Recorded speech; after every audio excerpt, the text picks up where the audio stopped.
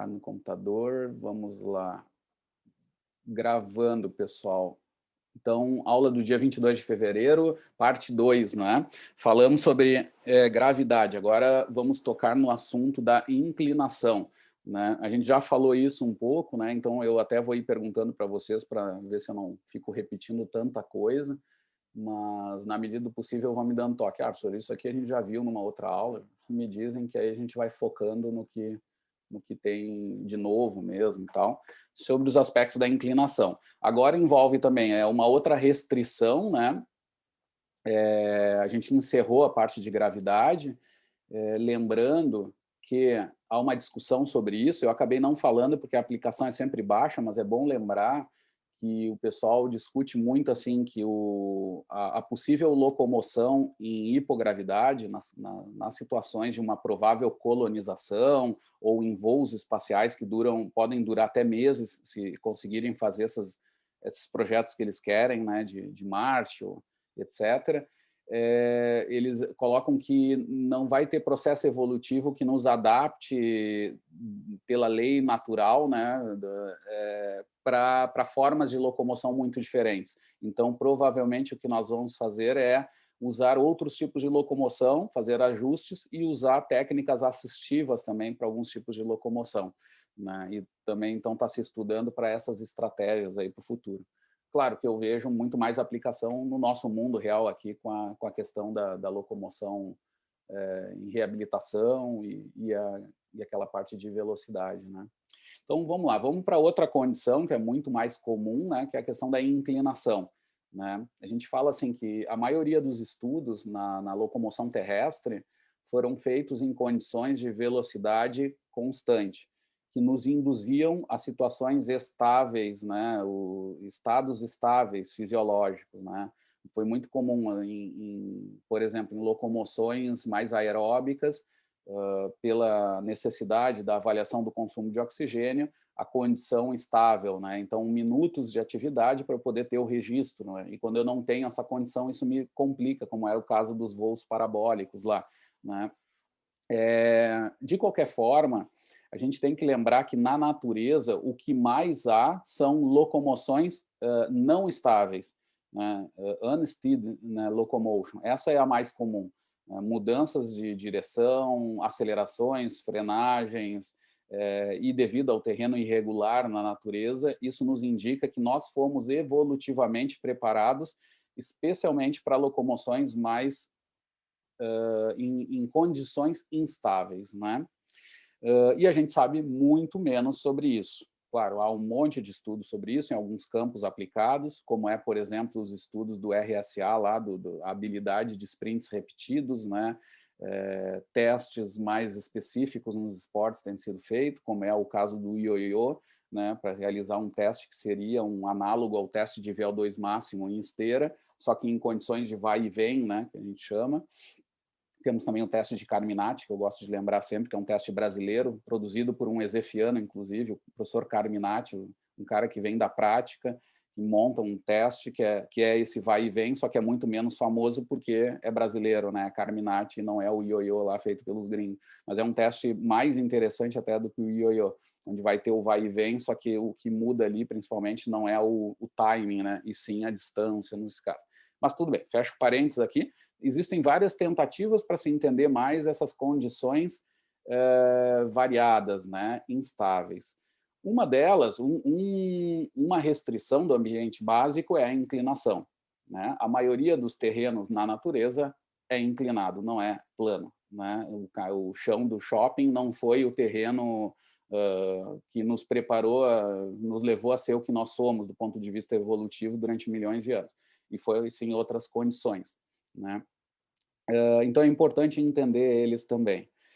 Outro fator, acho que é importante a gente lembrar, que esses estudos de inclinação, eles são estudos que tiveram muito impacto no século passado, há mais ou menos 100 anos atrás, 90 anos atrás, porque era possível estudar a fisiologia muscular em condições de inclinação, pois começou a se perceber, que é uma das grandes evidências que a gente vai falar, vai sair dessa aula de hoje, que em dadas condições de inclinação extrema, acima de mais e menos 15%, já sendo mais objetivo, nós sabemos ali que a eficiência mecânica da marcha, nessas inclinações relativamente extremas, né, elas se assemelham à eficiência do músculo isolado, a eficiência do trabalho positivo muscular e do trabalho negativo muscular. Isso a gente já falou em aula, mas essa é uma grande mensagem que o estudo do Margaria, em 38, vai fazer, né? Ele vai ter um apoio do Rockefeller e vai realizar esse estudo, que vai ser o primeiro grande estudo. Ele vai analisar em inclinações que vão desde menos 45% a mais 45%, em caminhada e corrida. Ele vai analisar o custo energético e vai analisar o trabalho mecânico, mas de um jeito ainda limitado, né? Ele vai analisar só as variações de energia potencial. Então, anos depois isso vai ser ajustado, mas as principais mensagens dele vão se confirmar, né? Eu acho que eu tenho uma figura até para mostrar isso, mas está um pouco fora de ordem. Deixa eu ver aqui se eu achar rápido. Eu mostro que advém de uma curva que eu peguei, não é a original dele, tá? Mas é uma que nós reconstruímos anos depois, que é essa aqui. O que acontece? Aqui é o custo metabólico de caminhada, desde a condição de zero plano até aumentando a inclinação. Então, vejam que o custo, esse formato em U, ele permanece, embora as figuras não sejam muito bonitas, tá? Mas ele permanece, só que, claro, obviamente, o custo aumenta conforme aumenta a inclinação, e veja que ele se desloca para a esquerda. Isso significa que, sim, conforme a inclinação aumenta, eu aumento o gasto de energia, né? Isso era algo muito esperado, e a velocidade ótima também diminui, né? Ele vai diminuindo de acordo à inclinação maior. Mas, mesmo assim, persiste isso. Isso é uma mensagem importante. Quando eu estou em plano inclinado, positivo ou negativo, há uma velocidade ótima também, que quase sempre é a que eu assumo naturalmente. É como a gente já viu no plano, né? Aquela que eu assumo naturalmente. Tá? Essa é uma das mensagens iniciais que vão dar foco até para essas linhas de estudo aí da área de locomoção nessa escola italiana lá que a gente vai seguir aqui, né, no Locomotion, né? Muito bem. O que acontece? Vamos pensar assim, em inclinação, o que acontece primeiro com a biomecânica, fazendo um resumo. Embora possa parecer algo meio óbvio, não é tão claro tudo o que acontece do ponto de vista biomecânico. Tá? Não é tão claro. Mas tem coisas que são muito fortes, que estão resumidas aqui. Por exemplo, potência articular, é o joint power, né? Quando eu analiso o trabalho mecânico pela dinâmica inversa, que não é o método que a gente mais usa aqui, né? Mas que é interessante nesse caso, porque ele vai me falar das fontes, né? Vai me falar de grupos musculares gerais, onde eu mais vou gerar propulsão e vai ter mais relação com o gasto de energia na locomoção. A gente vê aqui uma diferença assim de predominâncias, né? Tanto para caminhada quanto para corrida. Tá? Isso aqui é perigoso, mas dá para dizer isso nessas condições como predominância. Na descida, o joelho, os extensores do joelho se tornam fortes sustentadores nesse caso. Eu não vou chamar de propulsores, porque há pouca propulsão. O que a gente mais faz na descida é a frenagem, né, a sustentação. Então, nesse sentido. Mas os extensores do joelho vão ser muito sobrecarregados. Tá? E é por isso que também as lesões de joelho, dor no joelho, vão aparecer em demasia nessas condições. Além disso, na subida, o motor principal vai se alterar, não vai ser o joelho, vai ser o quadril. Né? O nosso design corporal vai nos indicar para quanto maior a inclinação, mais eu vou usar os extensores do quadril. Tá? Eles vão se tornar predominantemente bem mais ativados do que de outros. De qualquer jeito, na subida, a potência mecânica, inclusive a metabólica, é muito maior do que na descida. Tá? Mas em predominâncias de articulações, o quadril vai aparecer de forma mais importante. Tá? Bom, o que acontece? Comprimentos de passada. Aqui vamos ter um cuidado, tá? Porque eu achei que ia ser muito simples. Quando eu fiz a revisão agora esses dias, eu lembrei dessa questão. Não é tão simples essas marcações, porque tem um problema nos estudos, que é um deles, assim, a maioria dos estudos fazem em velocidades iguais. Então, coloca um cara para correr a 10 km por hora, a zero no plano, né? Zero, e também na descida a menos 5, ou às vezes até mais, menos 10%, só que a 10 km por hora também. A gente sabe que quando é essa condição, tudo bem, eu respeito a questão mecânica, mas metabolicamente não tem muito sentido, porque quase sempre eu faço ajustes de velocidade para aquela potência metabólica que eu vou gerar. Então, há esse problema do cobertor curto aqui nessas análises. Então, tem que cuidar bem em que situação vai acontecer. Bom, mas em velocidade constante, que é um pouco estranho, em descidas que não são íngremes, tá? Porque quando é íngreme, eu reduzo o comprimento, tá? Mas não é o mais comum. O mais comum são até menos 5%. Não muda o comprimento de passada, nem a frequência, tá? Nem o tempo de contato. O que muda um pouquinho ali é o tempo de balanço, mas mesmo assim não afeta, porque a frequência total de passada não muda de forma geral. Mas lembrem, com velocidade igual, tá? Então isso às vezes não bate bem com a intuição, né? Porque às vezes a gente vai para a inclinação, por exemplo, em terrenos íngremes, e muitas vezes se fazem provas irregulares, e não é bem assim, né? Existem as técnicas com a passada mais curta, em diagonal, inclusive, ou com o pé mais aberto para evitar lesões e tal. Então, tem estratégias mais detalhadas, mas aí tem mais mistura de coisas. Aqui são situações só de esteira, né? Então, não é aquela mais realista também. Mas, no caso da subida, aqui sim aparece um padrão mesmo na esteira. Tá? O comprimento reduz e frequência de passada tende a aumentar. Tá? O tempo de contato não muda. Mas lembrem que tempo de contato, aí vem de novo aquela mensagem, ele não representa, como muita gente acha que representa lá, o mecanismo elástico. Tá? Se eu sou menor tempo de contato, então eu sou mais reativo. Não é bem assim. Para salto serve, para várias outras condições serve. Mas a gente, para entender todo o mecanismo elástico, ele é perigoso. Nesse caso, é um bom exemplo. Obviamente que o mecanismo elástico é piorado, isso tem até estudos animais analisando com sonomicrômetro, sensores de força no músculo direto, medidas diretas, e piora. Tá? Na subida, o mecanismo elástico piora. Eu consigo usar menos essa estratégia. Tá?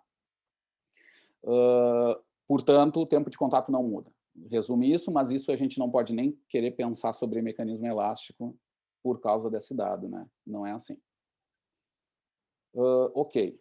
Vamos lá, então vamos começar com a parte fisiomecânica. Aqui eu tenho uma curva, gente, de custo de transporte de caminhada em função da inclinação do terreno, tá? Vamos para as unidades aqui. Eu vou, para fins pedagógicos, eu vou tentar falar sempre em percentual, tá? Em inclinação em termos percentuais. Tem gente, e tem até literatura, que usa mais graus, tá?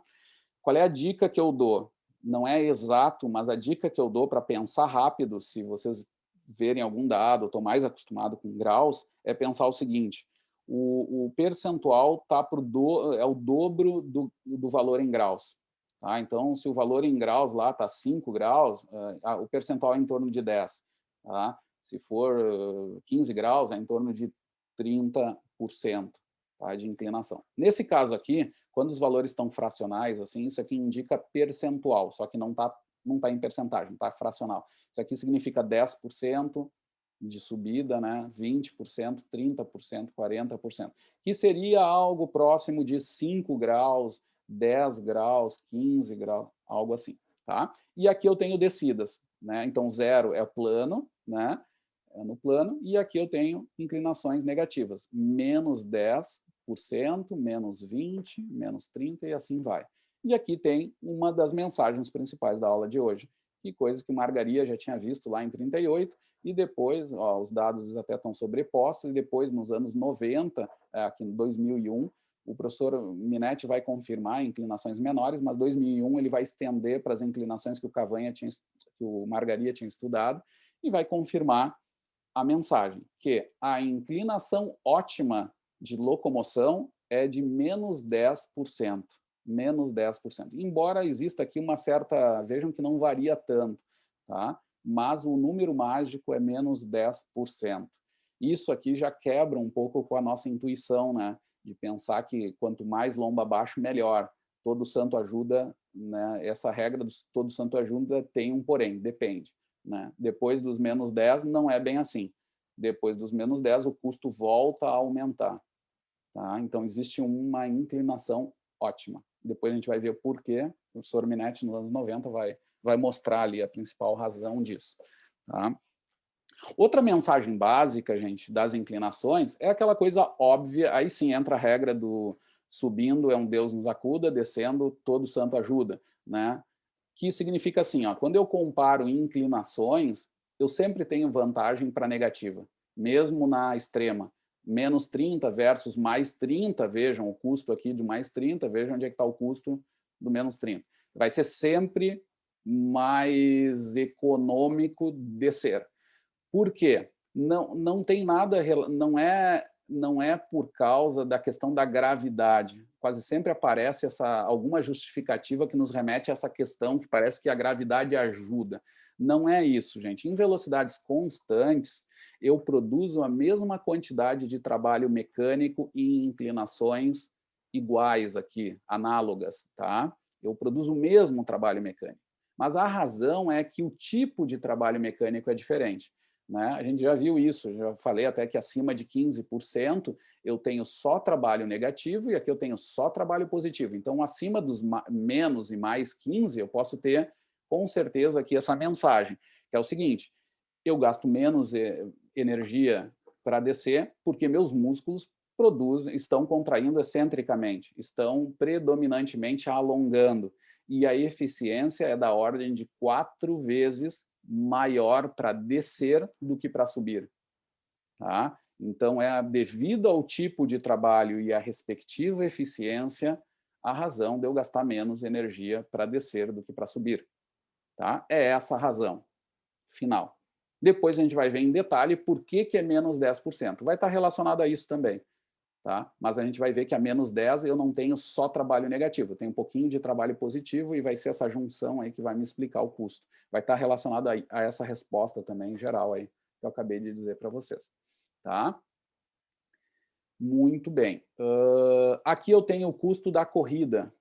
Tá? O custo da corrida, que os valores mais atuais variam um pouquinho em relação aos do Margaria, mas de qualquer jeito eles estão sempre num mesmo padrão. O que muda aqui um pouco, gente, é que menos 10%, que era tão claro na caminhada, já na corrida não fica tão claro.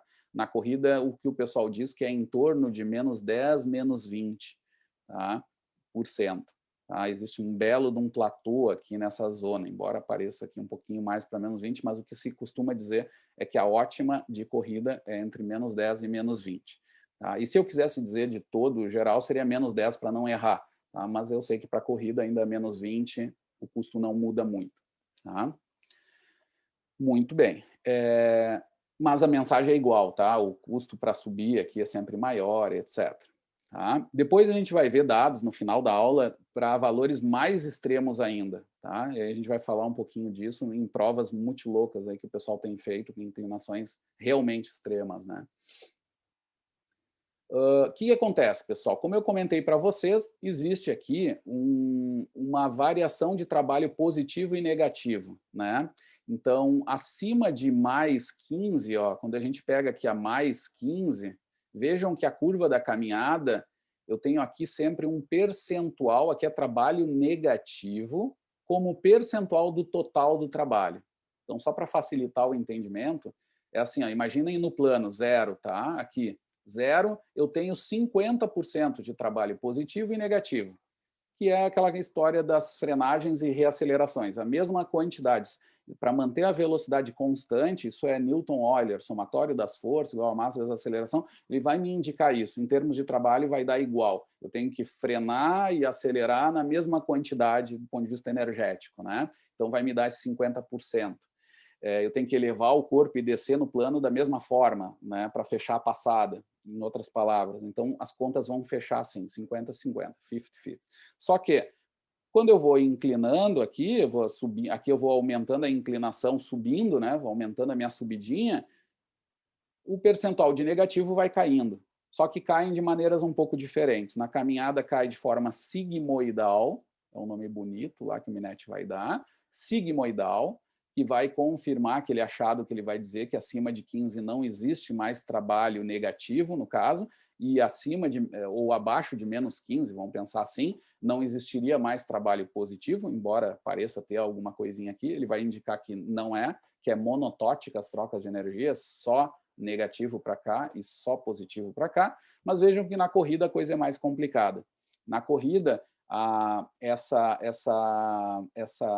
variação monotótica ou monotônica, sei lá o melhor termo para isso, vai acontecer em torno de 30% de inclinação, 30%, e não 15%. Tá? Esse vai ser o número mágico. Aqui também vai se ter dúvida, porque tem muito menos análise, mas se afirma que é em torno de menos 30%, embora a tendência aqui não seja bem essa, seja para mais até, tenha mais variações ali. Tá? Ou seja, na corrida eu tenho mais oscilações, devido a a estratégia saltitante que eu tenho da corrida, né, o mecanismo elástico ali sendo colocado, acaba que eu acabo tendo mais variações, mesmo quando as inclinações vão aumentando, né, do que caminhada. Na caminhada eu vou sendo mais linear, assim, na estratégia, consigo controlar mais a oscilação do corpo e me deixa mais monotônico, né, essas variações. Na corrida, não tanto, até um certo limite, os 30%. Tá? Depois, bom. Pessoal, essa figura, que é bem complicada, mas a gente vai tentar simplificar aqui ao máximo, ela me dá a explicação, né, o modelo teórico que o professor Minetti vai fazer para explicar o porquê que eu gasto menos energia, menos 10%. Tá? O que ele vai fazer? Ele vai se basear na equação da eficiência, tá? Para tentar entender o porquê do custo ótimo a menos 10%. Tá? Aí nós temos que lembrar o que é eficiência. Tá? Isso é bem importante. Então, eficiência é igual, aí escrevam em algum lugar ali, é igual a o trabalho mecânico produzido dividido pelo custo metabólico despendido. Né? Isso a gente já viu em aulas anteriores. O que ele vai fazer nessa equação? Vamos olhar para esse painel aqui, o intermediário. O de baixo é o da corrida, que é mais complicado porque tem energia elástica. Mas vamos ver o da caminhada, que já nos ajuda a entender até o da corrida, tá? Em primeira análise, porque a mensagem está ali, sempre nesse da caminhada a gente vai conseguir enxergar melhor. Que é o seguinte, ó, esse painel aqui, ó, vejam, vamos de novo, vamos para o gráfico. O painel superior me mostra custo metabólico em função da inclinação.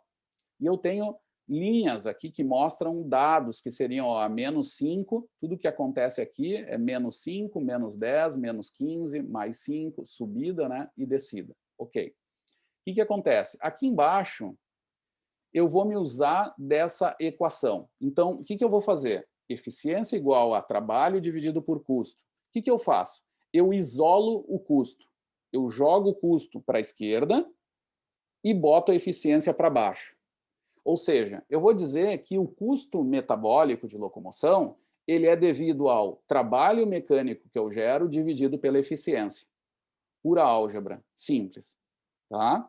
É essa jogada que ele vai fazer. Só que ele vai pegar o seguinte, ele vai pegar esse trabalho e essa eficiência, o numerador e o denominador, e ele vai jogar para o lado. Tá? Então, nós vamos ter assim, que o custo é igual a trabalho mecânico vezes 1 sobre a eficiência.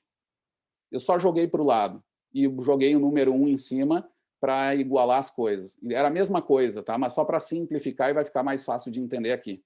Tá? E aí eu vou resumir de novo. O custo é igual a o trabalho mecânico gerado vezes 1 sobre a eficiência. Eu poderia ler isso também, de forma elegante, como o trabalho vezes a recíproca da eficiência, ou o inverso da eficiência. Em outras palavras, 1 sobre eficiência. Tá? Vejam, então, que o custo advém de uma multiplicação do trabalho vezes a recíproca da eficiência, 1 sobre eficiência. Ok? É essa multiplicação que vai me dar o custo. E o que eu tenho aqui, gente? O que ele vai fazer? Para cada inclinação, vamos começar com 0, ó, 0 aqui nesse painel. O que ele tem aqui? Ele vai construir uma figura, retângulos, então, onde a área desse retângulo aqui vai me dar o custo. E área de um retângulo é o quê? É multiplicar os lados. Né? É lado por lado. Ou seja, essa variaçãozinha aqui horizontal pela variação vertical. E aqui eu tenho duas informações sempre. Para cada inclinação, vejam que sempre tem 2 retângulos. Tem o achurado e tem o branco. Tá? O achurado aqui é o trabalho positivo. É a quantidade de trabalho positivo. É o que eu tenho aqui em horizontal. que é igual à variação ao trabalho negativo no plano. É 50%, 50%, lembra? Então, é igual aqui essas areazinhas. Mas vejam que a área de todo o retângulo é muito diferente. Por quê? Por causa da sua eficiência. A recíproca da eficiência, é isso que às vezes complica um pouco, a recíproca da eficiência do trabalho positivo, a eficiência do trabalho positivo é 4 vezes menor. Se eu coloco isso como recíproca, vira 4 vezes maior. Tá? E é isso que significa aqui. O inverso da eficiência do trabalho positivo vai me dar uma altura 4 vezes maior do que o inverso da eficiência do trabalho negativo. Tá? Isso vai me mostrar, vai me implicar sobre o impacto metabólico da história. E aí, quando eu vejo a área desses dois, eu vou ter um dado custo. A área que é trabalho vezes a eficiência, a recíproca da eficiência, vezes 1 sobre eficiência, que eu mostro aqui pela altura aqui do trabalho negativo e aqui a eficiência, a recíproca da eficiência do trabalho positivo. Tá? Então, aqui eu tenho as áreas. E aqui vem o jogo. Ele vai jogar essa equação super básica, só que ele vai medir os trabalhos mecânicos, ele vai medir isso, né, por técnica de cinemetria, com os métodos que a gente usa no grupo também, e vai verificar isso. Olha, quando eu chego a menos 5, eu tenho mais trabalho negativo. Mas vejam que a recíproca da eficiência me implica num custo geral que não é tão grande, embora seja bastante grande o trabalho gerado. E o trabalho positivo diminui, ó. É pequenininho o trabalho positivo. Mas a área dele acaba sendo importante, porque é muito alta. Isso vai me dar lá um certo custo, menos 5, mas que já é menos do que no plano. Cai o custo a menos 5. Quando eu faço o custo a menos 10, vejam, o trabalho negativo aumenta mais, só que implica em não tanto custo, porque é baixo, né, a recíproca da eficiência, e olhem o trabalho positivo, é quase nada, embora seja alto, é quase nada de trabalho positivo. E a menos 15 vai desaparecer quase e vai aumentar isso aqui. Só que vai aumentar muito o trabalho negativo. Aí vai voltar a aumentar o custo por causa do excesso de trabalho negativo. Mesmo sendo muito eficiente, esse trabalho negativo ele é em valor muito grande, né? E aí tu tem pouco para perder de positivo também. Então, é a junção. A explicação geral vai ser dado dessa forma muito simples. A inclinação ótima de locomoção em torno de menos 10 ou menos 20 para a corrida, ali em torno de menos 10, menos 20 para a corrida, é devido aos trabalhos mecânicos gerados e suas respectivas eficiências. Essa é a mensagem geral. É uma combinação desses dois, que advém da equação da eficiência em última análise, que eu acabei de fazer com vocês. Tá? E aqui no positivo vai fechar também. Aqui no positivo não adianta, aqui o trabalho negativo não importa muito, né? Cai, mas não é. Mas o trabalho positivo vai aumentando e vai mostrando aquilo que a gente sabe. Gasta muita energia para subir, a inclinação vai subindo e vai tendo um impacto sobre o custo muito grande. Tá? Na corrida tem um complicador aqui, que é a adição dos retângulos intermediários, que seria a energia elástica usada. O Minetti vai usar uns dados que o Alexander fez nos anos 70 a partir de cadáveres. O Alexander botou rodinhas nas pernas de cadáver, no calcanhar do cadáver, embaixo dos pés, e aplicou forças nesses cadáveres e analisou a energia restituída do arco plantar e do tendão calcâneo também. Ele aplicava forças, só que de cadáveres recém-mortos, assim. E a gente sabe que essas análises tinham muito erro. E aqui ele vai adicionar valores do que seria esse valor de energia elástica como se fosse igual para todas as inclinações. Só que não é bem assim. A gente sabe que não é bem assim. Então, tem muito erro nessa parte. Mas, de qualquer jeito, só na parte metabólica, os cálculos também fecharam para a corrida. Deram mais estabilização ali até uns 20. Aqui as curvas ficaram mais... Essa aqui é da caminhada. E da corrida, em 94, ele vai dizer que é igual, mas depois se confirma que não é igual. Tá? Aqui o modelo para a corrida vai de menos 10 a menos 20, vai daquele jeito estabilizado.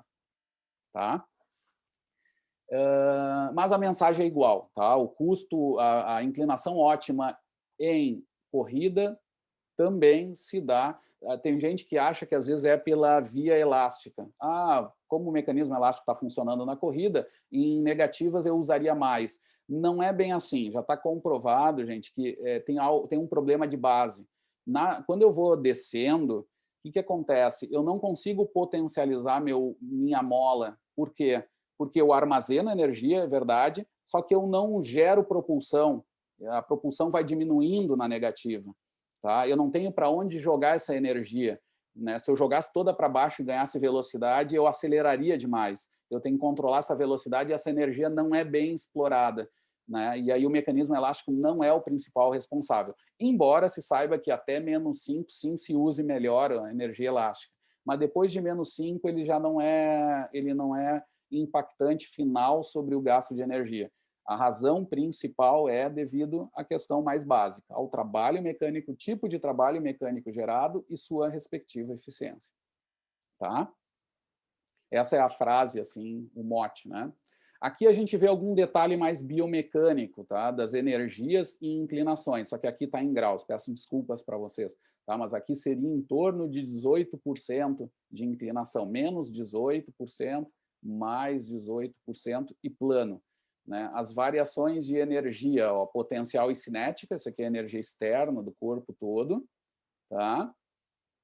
Em duplo apoio aqui, então vejam aqui como se dá as variações, na descida, e vejam aqui na subida, como há oscilação ainda, na subida, tem um pouquinho de oscilação, nesse caso, mesmo sendo uma inclinação boa e tal. Aqui é uma curva onde aqui só tem as variações da energia potencial, fora a energia de deslocar o corpo todo, excluindo o trabalho para elevar ou descer o centro de massa.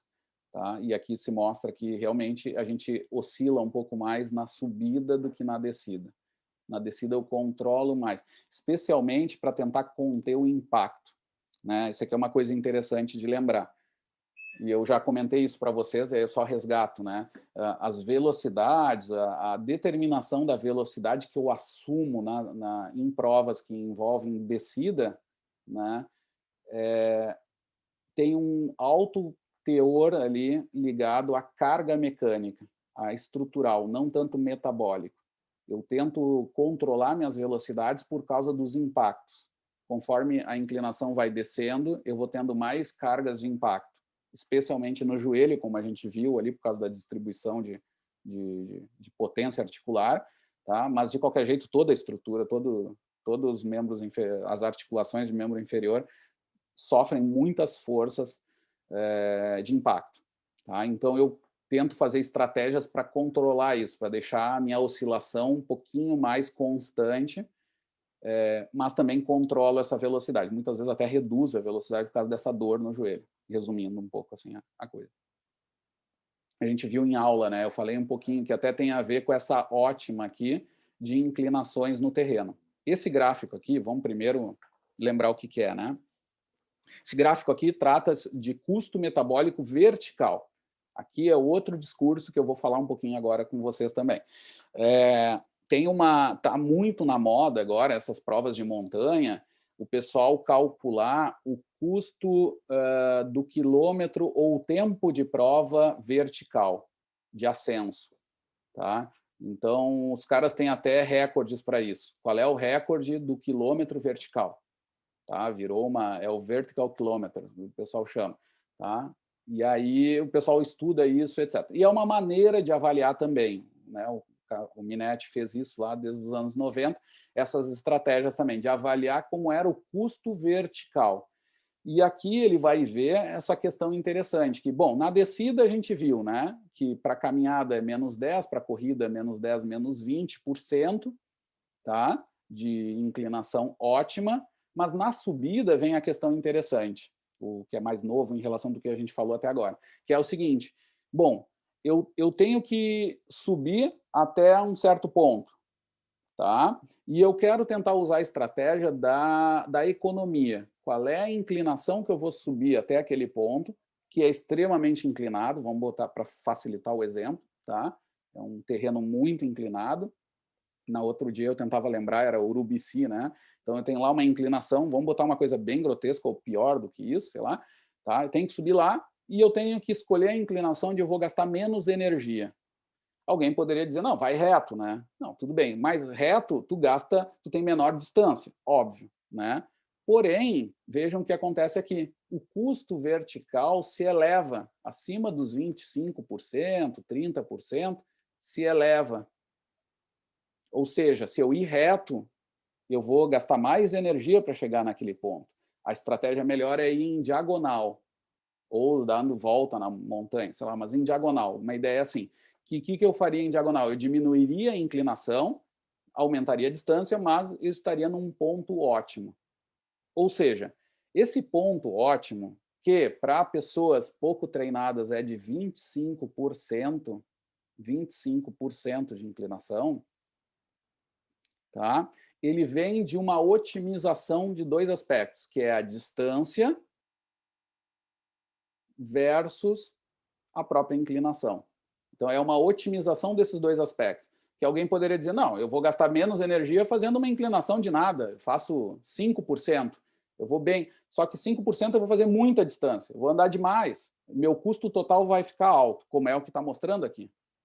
Não adianta, é mais fácil fazer. Claro, é mais fácil. Só que o custo total do metro vertical não é bom. Olha, os dados estão mostrando aqui. Né? Eu andaria em círculos naquela montanha, inclinação bem leve, vai, nem vou notar, é uma rampa bem levezinha. Tudo bem, mas é uma distância muito grande. Agora, se eu aumentar a inclinação até uma coisa grotesca, acima de 40%, aí meu custo aumenta demais. Aí eu forço muito para a inclinação, né? E vou ganhar em distância, no caso, mas não é ótimo. Então, o ponto ótimo disso é 25%. Mas, como eu falei para vocês, aparentemente é altamente treinável. Pessoas que treinam bastante em inclinações podem aumentar esse ponto ótimo. Isso é bom, porque aí é menor distância.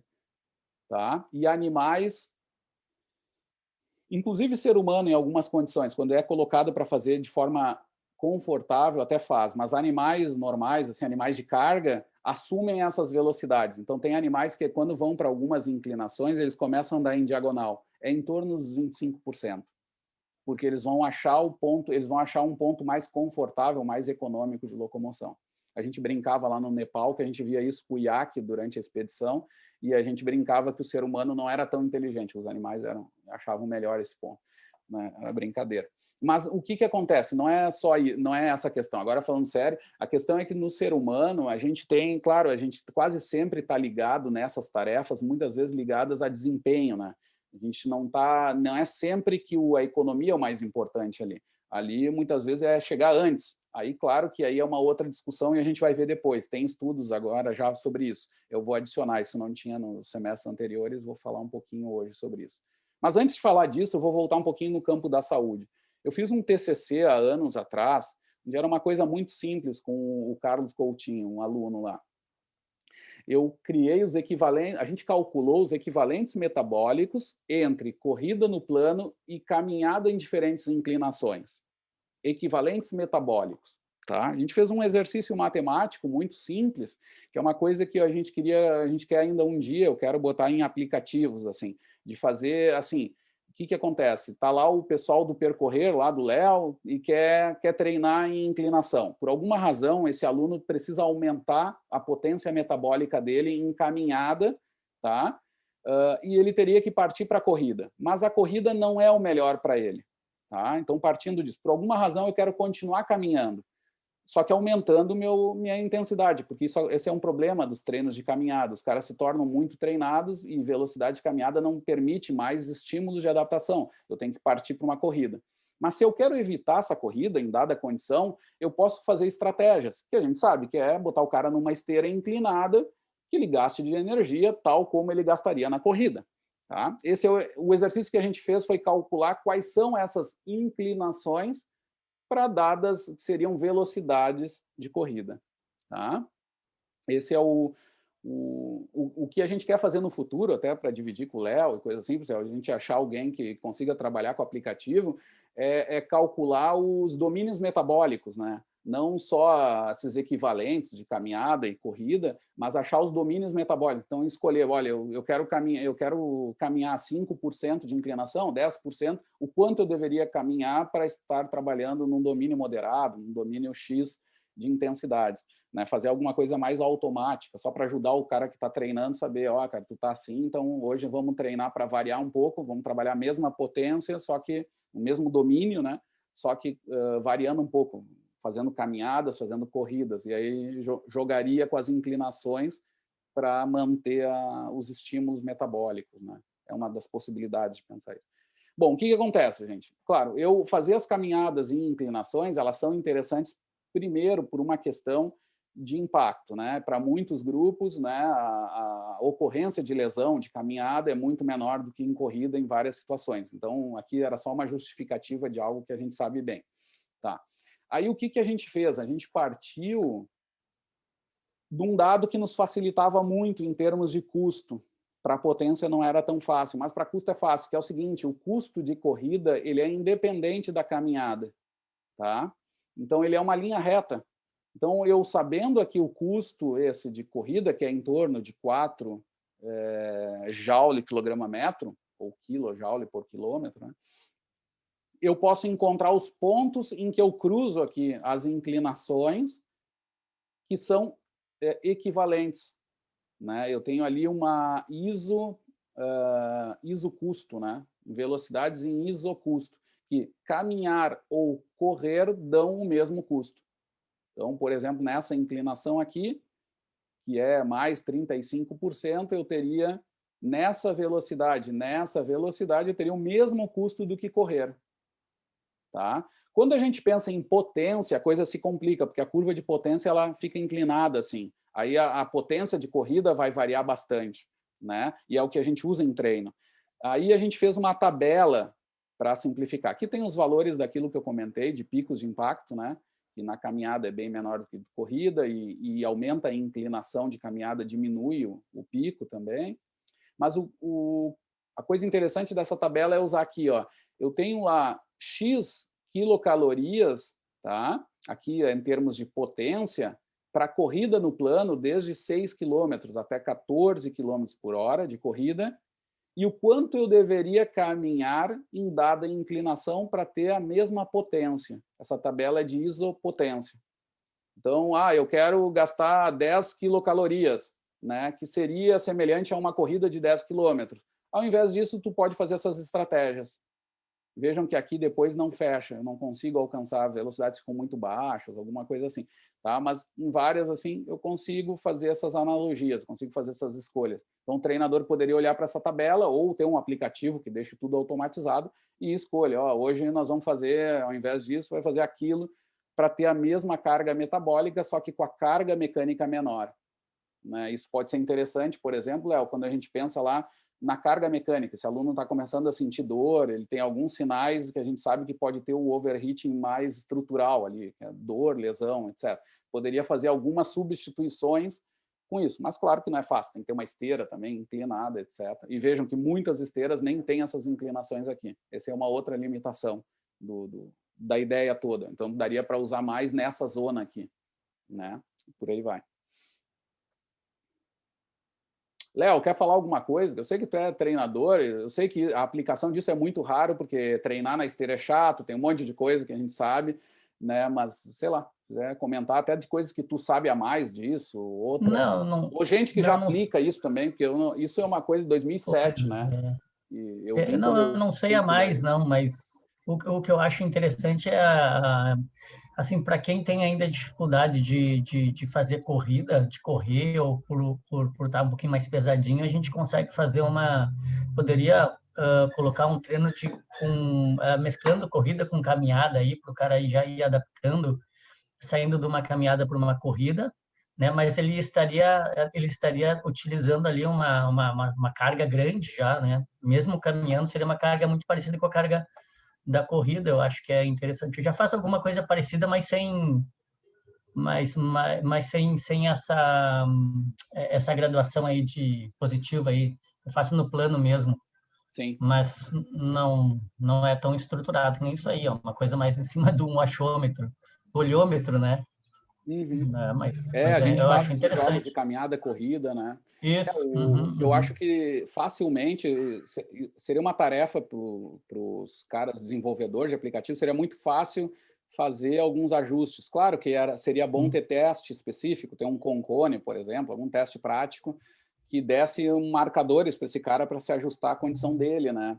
Mas, ou testes até práticos, como aquele teu de 3.000 que tu pensou, mas aquele pode ser para um cara mais avançado, não sei.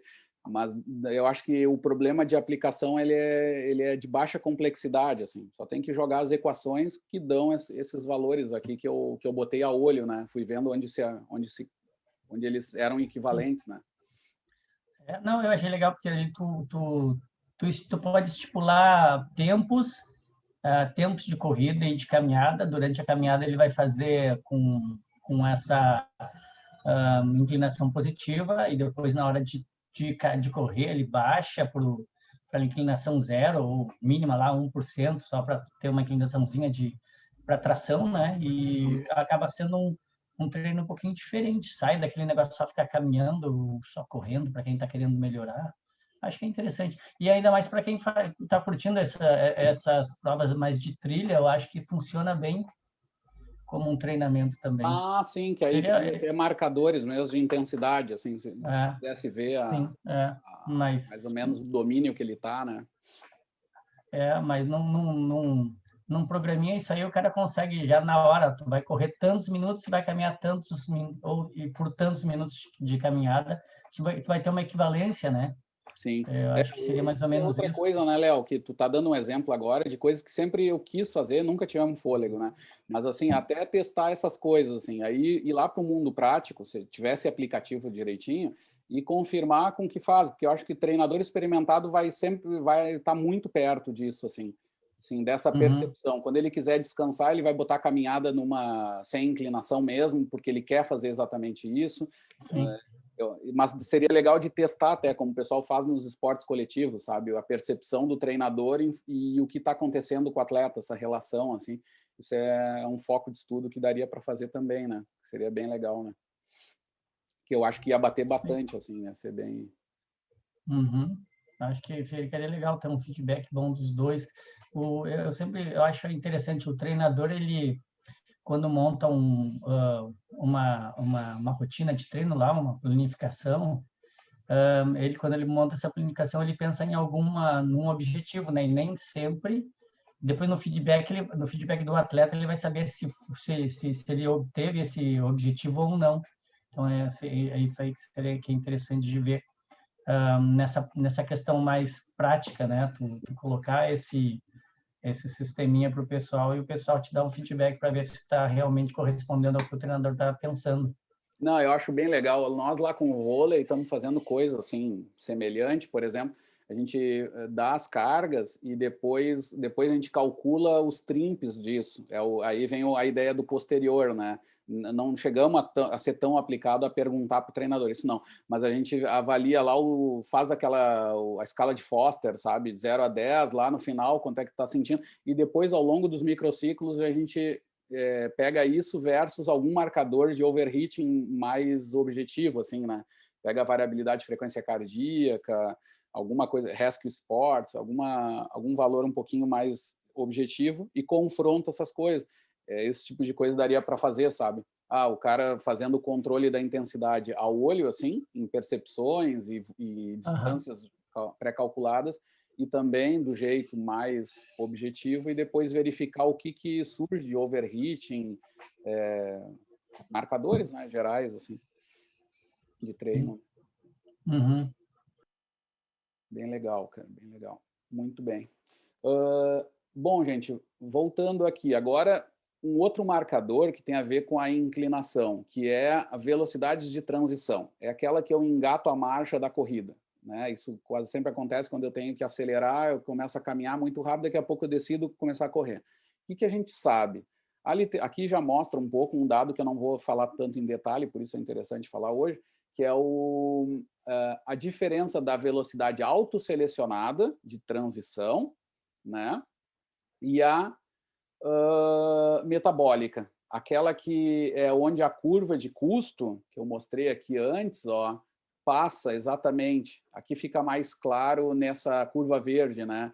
Então, tu está caminhando aqui, tu gasta energia. Quando tu passa para cá, se fosse no plano, a curva mostraria o seguinte, aqui eu começaria a correr, porque eu não vou gastar tanta energia.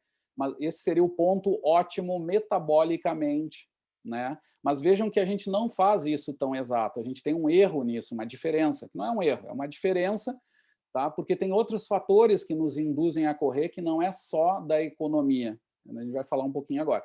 Mas vejam que tem um certo padrão para qualquer inclinação, entre menos 15 e mais 15, pelo menos, existe esse padrão que se mantém, de certa forma, embora tenha umas variações meio estranhas aqui. Isso aqui foi um estudo com 5 pessoas também, então é sempre um pouquinho mais complicado, assim, e caras que não eram corredores e tal. Mas vejam essa diferença que está bem estabelecida na literatura. Não sei se o valor é esse sempre para todos, mas é sempre nessa direção, né? A velocidade autoselecionada é um pouco mais baixa do que aquele ponto ótimo, que é do cruzamento da curva de caminhada da corrida, tá? É sempre um pouquinho mais baixo. Eu começo a correr em velocidades que eu deveria estar caminhando se eu quisesse gastar menos energia. Então, eu gasto um pouquinho mais de energia que eu estou correndo, mas é por outra razão, por uma questão proprioceptiva, especialmente de flexores plantares, né?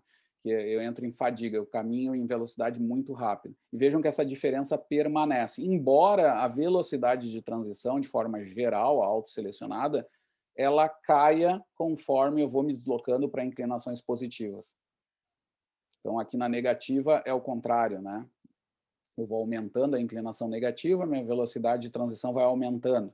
Eu decido querer correr em velocidades um pouco maiores. Na positiva, é o inverso, né? A inclinação sobe, eu decido correr em velocidades menores, né? Ao invés de correr em 7, 8 km por hora, eu começo a correr em menos 6, 5 km por hora.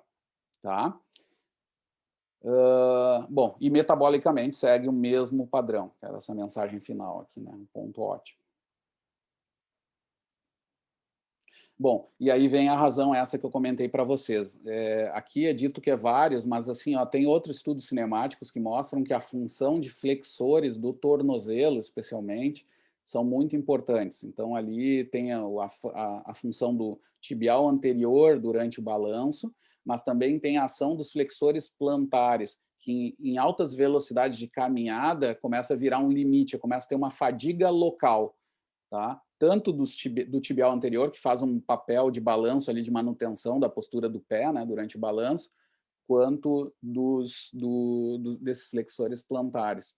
Tá? E depois tem também um pouco de isquiotibiais, reto femoral. Tá? O reto femoral faz aquela flexão, ele é o único biarticular, né, do quadríceps, e tem essa função de flexão à frente, mas principalmente é ligado a tornozelo. Tá? Bom, pessoal, aqui essa figura eu já mostrei para vocês, tá? Quando eu falei de inclinação, valores gerais lá de energética, nesse estudo o Minetti mostrou como qualquer variação de economia nas negativas vão influenciar a velocidade de prova, tá? Então, se eu tiver uma variação, vamos dizer que essa linha tracejada aqui mostre que o sujeito melhorou a economia em 5%. Talvez não seja isso, mas como fins de exemplo, tá? O que ele mostra aqui? Que no plano eu teria um ganho de velocidade que seria respectivo a essa diferença, tá? E para negativa seria muito maior e para positiva seria muito menor. Ou seja, o que o pessoal diz é que, claro, o impacto de tempo de prova é muito maior para negativa, porque as variações de velocidade são maiores. Então, eu tenho ganhos ali interessantes. Por isso que o pessoal anda treinando muito também para as excêntricas, porque eles estão vendo que em provas de inclinação variada, as pessoas estão ganhando a prova quem vai melhor na negativa, como é no triatlo, por exemplo, com o ciclismo e a corrida frente à natação. Tá? Eles estão vendo essas relações que parecem ser mais preditivas ali pela negativa, né? Que envolve um treinamento não só metabólico, também para sustentar essas cargas mecânicas nas inclinações negativas, né? E técnica também bastante, tem bastante trabalho de braço ali e técnica mesmo de apoio ali, que é importante na descida. Bom, e aqui vem uma mensagem que eu já conversei para vocês, tá? Esse aqui é o estudo que mostra em detalhes como o mecanismo elástico é piorado, tá? No aclive é muito mais claro, mas no declive também, embora eles se assemelhem mais em algumas velocidades. Esse aqui é um marcador de simetria que a gente já viu lá no estudo lá dos mecanismos elásticos, é o T-push e o T-break, né? Então, lembrando, assim, T-push e T-break mais similares, eles são mais representativos de que tendões estariam funcionando melhor em modelo elástico, tá? Lembrando dessa simetria. No T-T aí é o contrário, né? É mais assimétrico, é melhor. Aqui não, aqui é melhor a simetria para ser mais elástico. E mostram que em inclinações positivas há uma discrepância aqui, né? Que é como se eu fosse assimétrico, como em velocidades baixas eu já sou no plano, né?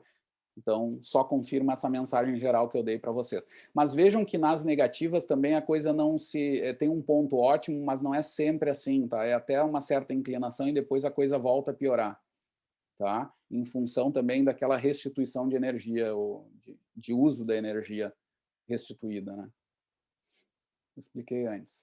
Aqui é um dado mais de biomecânica, tá? Eles vão botar os caras em inclinação e vão solicitar para que os caras façam padrões de tipo de pisada diferentes, que é a técnica mais tradicional, retropé, tá? Que é o rear foot striker, e o antepé, que seria o forefoot strike, ou striker, se fosse o adjetivo do corredor, né? O cara que corre mais em antepé ou mais retropé, resumindo um pouco essa discussão, né? Que aparece muito em função dos estudos minimalistas, né, com calçado, mas não é só isso. Até com calçado há já essa variação. Tem caras que correm mais em ponta de pé e outros que correm mais do jeito tradicional, mais em calcanhar. Mas vejam as variações. A gente consegue ver bem qual é a curva pelo pico, né? Onde tem o pico são as técnicas em calcanhar, tá? Ou retropé, tá? As curvas aqui meia onda, sinoidal, que é a tracejada aqui, senoidal, seriam os caras mais em antepé, correndo em ponta de pé, em várias inclinações. De novo, aqui mistura um pouco, peço desculpas, mas aqui seriam uns 18%, 12% de downhill, plano, aqui é uphill, subida, né, a 12% e 18%, tá? Mais ou menos isso. O que acontece, pessoal? Vejam que tem uma coisa interessante. Quando os caras estão em downhill, a gente tem um problema anatômico. Apoiar o pé em calcanhar já é difícil, porque tu tem que apoiar todo o pé numa base que está inclinada. Eu não tenho toda a base, ela aqui, para me apoiar. Então, eu já é difícil eu colocar o antepé, etc. E vejam o que acontece, ó. Eu tenho uma certa redução desse pico tão claro aqui, tá? Mas certamente a parte ativa aqui está maior. Embora a gente veja que a maior parte aqui no downhill é de frenagem, obviamente. É frenagem. Tá? Isso aqui explica um pouco, isso aqui tem bastante relação com a produção de trabalho negativo positivo. Então aqui eu tenho muita frenagem, muito trabalho negativo e pouquíssimo positivo. Tá? Aí a inclinação já varia aqui bastante, né? Mas continua sendo maior para frenagem. Aqui é equilibrado, porque a quantidade de força de frenagem e propulsão no plano tem que ser iguais, né? Newton-Euler. E quando eu vou para o uphill, subida, aí inverte a coisa. Eu tenho muito mais forças de propulsão, né? Que não é exatamente no meio da curva. Vejam que acontece aqui a mudança para propulsão bem antes. Eu tenho pouca frenagem e aqui quase desaparece a frenagem a 18. Ou seja, eu vou gerar só trabalho positivo, né? Quase monototicamente, né? Como o Minetti lá vai dizer. Tá? Então, há essas variações básicas, mas vejam que aqui as estratégias de pico, que se fala que aqui vão ser muito importante a técnica do antepé, mas é um estudo observacional, não se sabe muito menos do que acontece ao longo do tempo, caras treinando, mudando algum tipo de pisada, etc. E é muito perigoso. A mensagem que eu deixo hoje, se fosse os corredores lá, o treinador me assistindo, eu diria para tomarem cuidado, ainda usar muito aquilo que o cara se sente confortável, né? Primeira regra do que ele se sente confortável e depois fazer variações de técnica. Quando eu tiver um tempo lá, que não pode ser mais do que 20% de todo o treino, né, onde eu vou ajustar, como eu faço os skippings, etc., os trabalhos técnicos gerais, eu faço um trabalho onde eu faço eles correrem um pouco com técnicas um pouco diferentes, que isso já vai dar um descanso para o aparato locomotor todo, que é acostumado a agir de um jeito, então as forças já vão ser um pouquinho distribuídas e vai aumentar um pouquinho as possibilidades técnicas desse cara. É um pouco parecido com aquele uso de treinos proprioceptivos, que vão para caixas de areia, etc., para mudar um pouco a técnica, para dar mais opções coordenativas ali locais, né? Então, mais nesse sentido. Mas eu teria muito cuidado de mudar todo tipo de pisada. Só faria isso depois de uma análise biomecânica bem detalhada, para verificar o que está acontecendo com uma técnica e com outra, junto com o histórico desse cara. Ele tem tido lesões de tal tipo, etc. Aí sim eu faria escolhas e muito cuidadosas junto com o treinador para sugerir alguma mudança drástica de um tipo de apoio ou outro em função da inclinação, que já é uma questão mais detalhada. Quando for para tal inclinação, fazer alguma coisa um pouco diferente daquilo que é acostumado a fazer. Cuidado, tá? Cuidado. Embora a gente veja aqui o que acontece, né? A distribuição de cargas claramente muda, né? O pico de impacto aqui, vejam como se reduz isso, tá? E vou dizer, naturalmente, os corredores em inclinações extremas, eles vão para esse apoio de antepé. Eles já vão assumir uma estratégia mais de sustentação, mais de controle desse pico de impacto, que é muito alto na negativa. Então, eles já assumem algumas estratégias. Tá? Outra estratégia, que é mais drástica ainda, é o próprio comprimento de passa de diminuir, que eu falei para vocês, nas inclinações extremas, né? Aí eles já vão reduzindo, porque até pela questão técnica, não tem como manter tão alto, porque o impacto é muito grande e aí o comprimento reduz. Tudo isso vai atenuar essas forças de impacto. Tá? Vamos para a última questão da aula de hoje, gente, que é assim, ó, é uma questão atual aí que saiu nos últimos anos, que é a inclinação ótima para vencer a prova vertical. Então, é aquela questão que a gente falou antes do quilômetro vertical, que eu estava falando em termos econômicos, e agora a gente vai falar de prova, tá? Essas provas loucas, são corredores de montanha, eles chamam, é tudo, cara, né, bem mais louco do que o normal, né, Léo? Se é que pode isso, mas os caras mais loucos ainda que vivem disso, né? Eu sigo um pouco o Kilian Jornet, que é o maior montanhista e tal, é muito legal ver o blog dele, as histórias dele, mas é tudo os caras bem forte, né? Mas olha só, o que acontece? Eles fizeram, a questão é ver qual a inclinação ótima para vencer a prova do quilômetro vertical. Então, bem específico para coisas bem grotescas, bem extremas, né? Então, a discussão é essa, eu quero vencer, quero bater o recorde, e aqui eu dou, né? Hoje, atualmente, é em torno, eu nem sei se está muito atual, deve ter alguns anos isso aqui, mas é em torno de 29 minutos e 42, né? Que é o tempo lá que a elite faz, um pouco abaixo disso, que fazem os 10 mil, né? Então, para vencer 1 quilômetro vertical, qual a inclinação que eu faria? Vejam que aqui é bem forte. Bom, acima de 80%, eu não sei se vocês têm ideia do que é isso, né? Mas 80% é uma escalada quase, já, tá? 80% significa entre o delta vertical e horizontal. 80% significa que é quase totalmente, né, 8:2 aqui na relação, mais ou menos, de inclinação para cima. Acima disso, eles testaram e nem era possível os caras manterem o controle de movimento. Embora tem louco que faz. Os caras andam engatinhando nessas inclinações, tá? Mas ali eles não conseguiam na esteira, porque a esteira aqui, eles fazem isso em terreno bem acidentado, que eles vão se segurando como podem e eles vão de 4 mesmo, né? Nessa condição mais louca, assim. Mas, em geral, na esteira eles não conseguiam, então não fizeram até 80. E o que eles viram? É que a melhor inclinação foi de 60%, bem acima daquelas que eu mostrei até agora. Até agora eu mostrei até 45%, que eram os dados do Margaria, que já era uma coisa grotesca. Tá?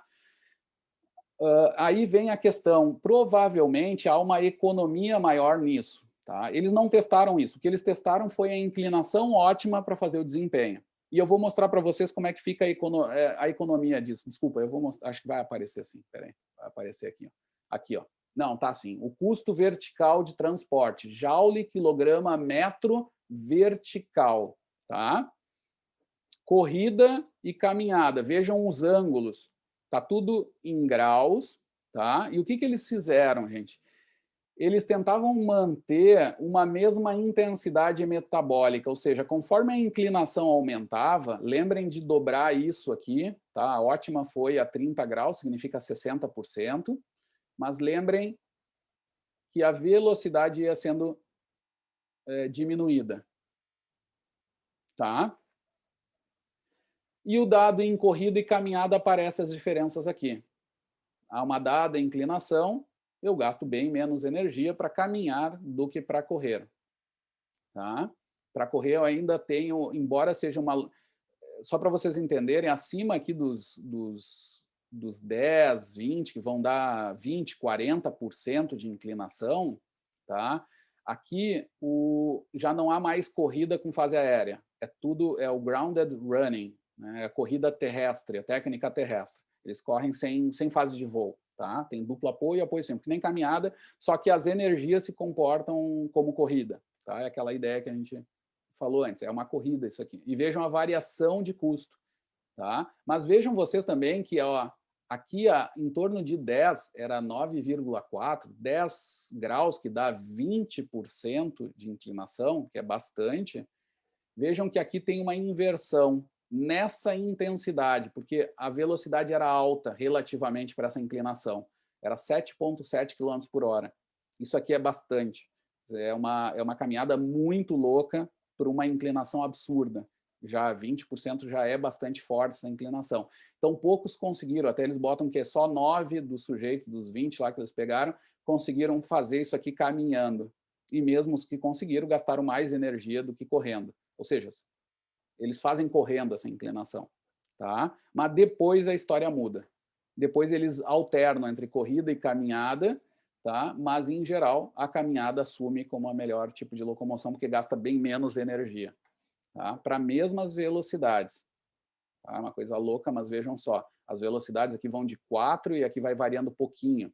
Tá? Mas a inclinação muda bastante, mas vai de 2,5 a 2 km por hora. Aí é tudo velocidade baixa, vai chegando perto de zero, vai até ali. São as velocidades que esses caras de alto nível conseguem assumir durante horas para esse tipo de prova.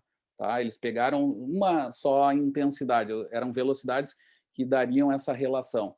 E o custo aqui dá essa variação com essa otimização que eles encontraram a 30, que na corrida poderia ser um pouco menos, né? Na caminhada também tem um belo de um platô aqui, uma bela variação. Eles vão dizer que mais ou menos nessas regiões, aqui de 40%, 60% de inclinação, não varia muito o custo. Ou seja, é muito interessante correr a 30, porque eles vão mais rápido.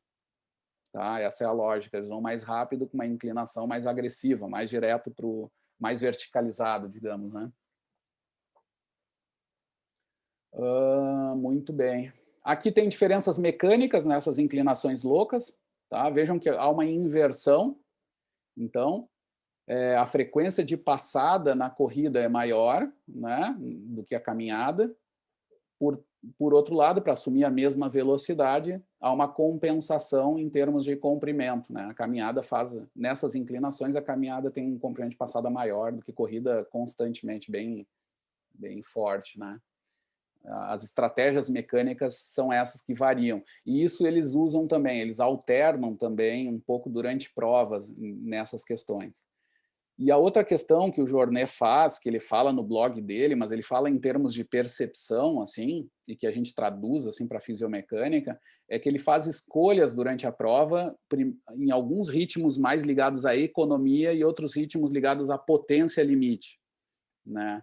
Então, eles tentam, o que provavelmente ele faz é trabalhar numa zona mais próxima de segundo limiar durante algumas fases onde ele quer ganhar distância, ele quer ganhar tempo, mas em outras ele assume as velocidades de cruzeiro, potencializando a economia, porque nessas provas é muito importante a regulação energética desses caras, né? Ali é bastante importante. E aí ele faz durante muitas horas velocidades que são associadas à velocidade ótima de caminhada, né, para aquelas inclinações. Aí há uma certa variação de velocidades nessas inclinações também, né? Ele joga com isso. Aqui não, aqui eles só testaram uma intensidade que teria velocidades associadas, a um ritmo só, que é muito comum deles fazerem, e deu isso, deu 60% de inclinação, né?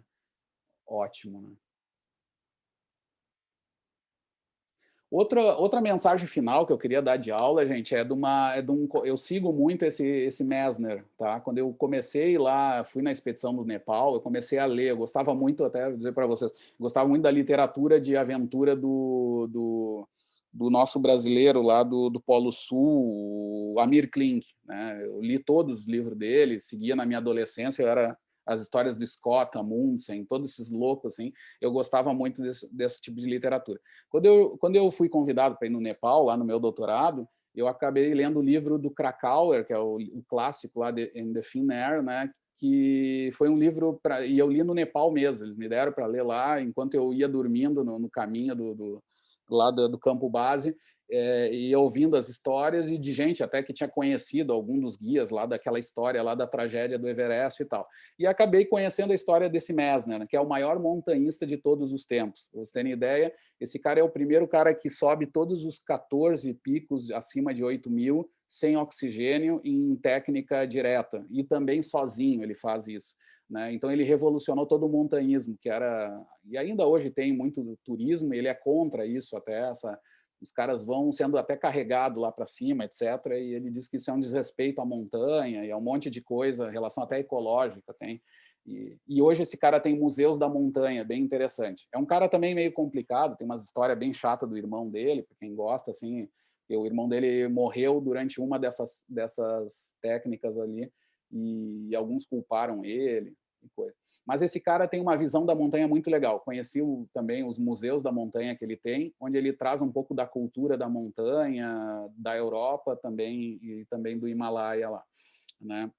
E num dos livros dele, ele traz essa mensagem que parece, e diz ele que é um conhecimento básico dos alpinistas, né, dos montanhistas, que acima de 50% de inclinação, para todo montanhista, ele diz que é algo meio óbvio para eles, que é mais fácil subir do que descer, né? Então, envolvem as questões de técnica, mas também aqui está relacionado, eu não sei até onde, porque não há estudos bem regulados sobre isso, nesses casos, que há também o grande problema básico, que quando a gente faz o ataque à montanha, tu primeiro sobe e depois desce, e tu fica muitas horas com oxigênio baixo e sofrendo todo o problema. A cada hora tu perde X neurônios lá por causa porque é agressivo, né? Essa hipóxia, né? E claro, e aí depois na fase final tu tá descendo. Então não é só por ser descida, é porque tu tá mais horas nessa questão da hipogravidade. Mas ele diz que tecnicamente acima de 50% é mais fácil, e ele fala até em gastar energia, mas é no discurso do cara da prática, né? Mas eu acho super interessante, vindo dele, num cara que viveu, tem várias técnicas loucas que ele fazia para subir. Ele disse que não pensava mais em nada, entrava em transe, que nem os caras que fazem mergulho, assim, tinha umas estratégias loucas, ele disse que não pensava mais em nada, só tinha que botar um passo depois do outro, e esquecia do mundo, tinha um monte de estratégia que eram coisas psicológicas muito fortes, obviamente, porque ele fez, né? Mas ele dá esse dado que chama atenção, é algo que a gente tem que considerar também, vindo do pessoal da prática, que eu acho muito legal. E sugiro, para quem gosta dessa literatura, coisa assim, se quer começar, tem o Krakauer, que eu acho que é melhor, mas o La Montagne Modo Mio é muito legal porque ele não fala só das aventuras, desses dilemas que ele passou, mas ele fala também da relação com a montanha que ele teve, que revolucionou todo o montanhismo no mundo, né?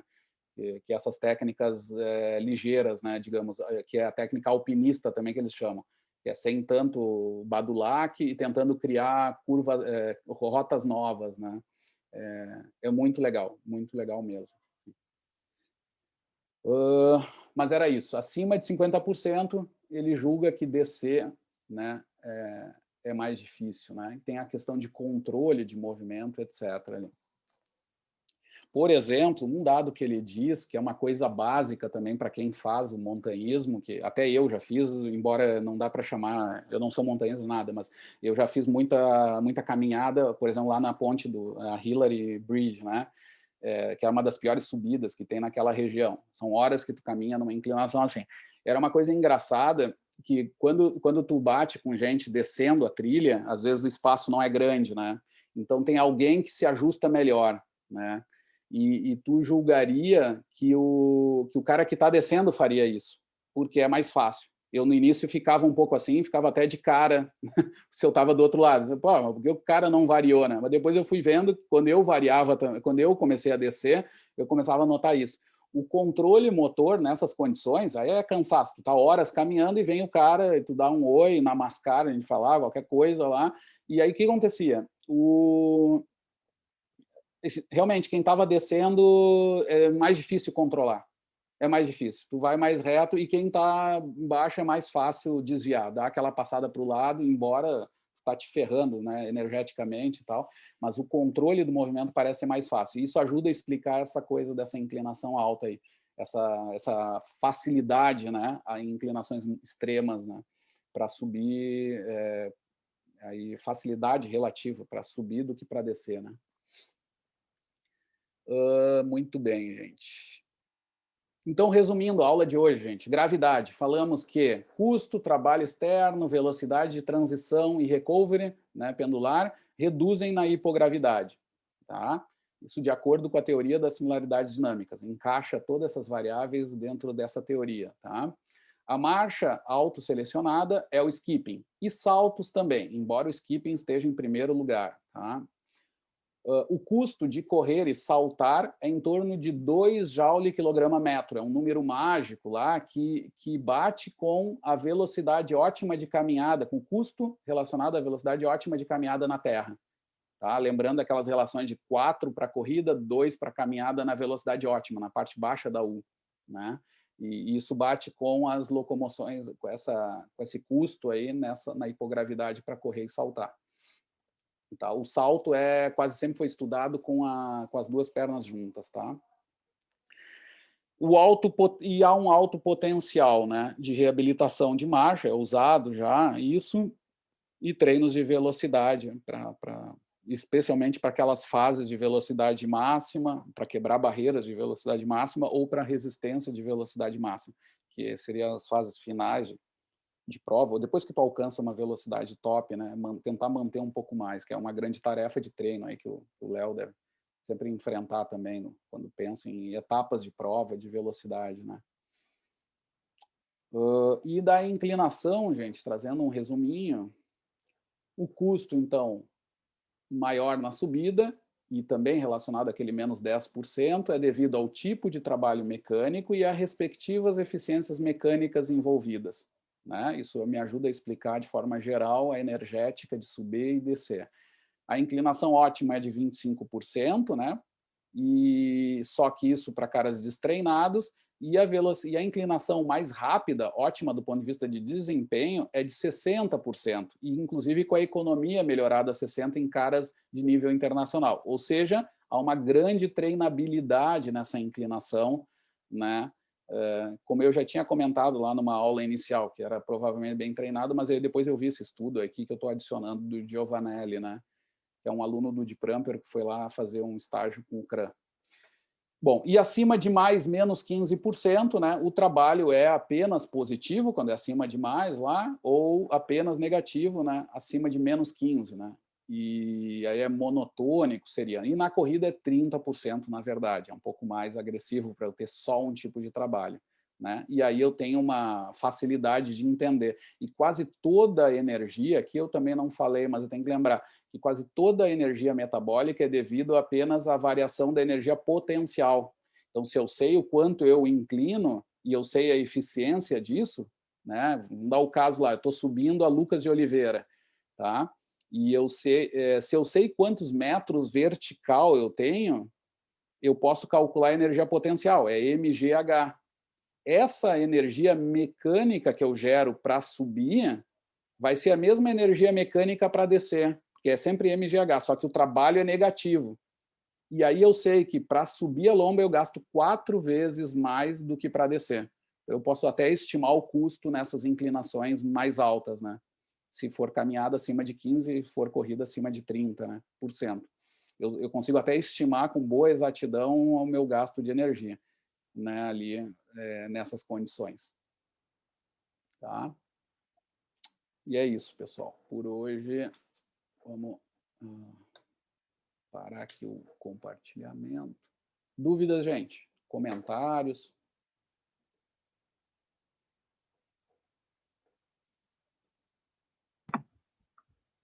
Professor, é o Helder. Não, tu comentou, você não quis atrapalhar o raciocínio ali em relação aos atletas, né? De repente utilizar a inclinação para fazer fases do treinamento. Aí tu comentou dos atletas do Léo Ribas, né? Eu trabalho no CIMI, que é o Centro Integrado de Medicina do Exercício, que é basicamente reabilitação cardíaca, tá? E aí a gente faz mais, na verdade, empiricamente do que baseada nos estudos, essa transição com aqueles idosos ou cardíacos que já estão em fase final de recuperação, ou que já correm ou querem correr, essa velocidade esse aumento da inclinação passando de caminhada para corrida, como uma forma de potencializar o treino e a potência metabólica e não sobrecarregar direto na corrida, porque muitos não conseguem passar dessa fase de transição, né? De chegar numa velocidade, por exemplo, de 6 km por hora e partir para uma corrida a 7 ou a 8, enfim. E aí a gente sempre usa a esteira com inclinação para fazer essa fase. E vem dado bastante certo. Eu queria saber o que tu acha para saber fazer isso com os idosos e se essa fadiga muscular, principalmente periférica, né, que acontece principalmente em idosos, pode ser o maior empecilho para fazer essa progressão de treino de caminhada para corrida, ou se poderia fazer isso de outra forma, além da inclinação. Sim. Já tentei fazer isso, eu tentei fazer isso com cadência também, mas não com todos. Foi mais peguei alguns de cobaia assim. Sim. Deu certo. Ah, legal, legal. Tu variou, fez cadências diferentes daquela autoselecionada, né? Aumentou, diminuiu cadência.